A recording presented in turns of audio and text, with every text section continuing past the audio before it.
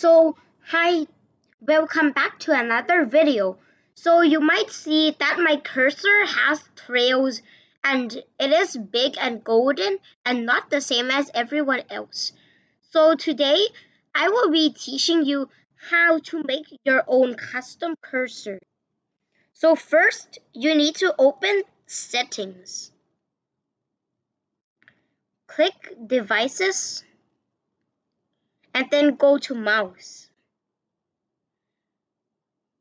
Click the additional mouse options, go to pointer options, and click or unclick display pointer trails to make it have the pointer trails. You can make it long or very short depending on you want. Click OK. Then to adjust the size, click Adjust Mouse and Cursor Size. You can change it to very small or very big if you want to. To change the color, just below the pointer size, there is a change pointer color. Click it.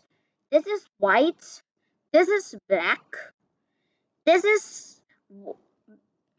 is white, but if it touches some text, it would be black. And this is your own color.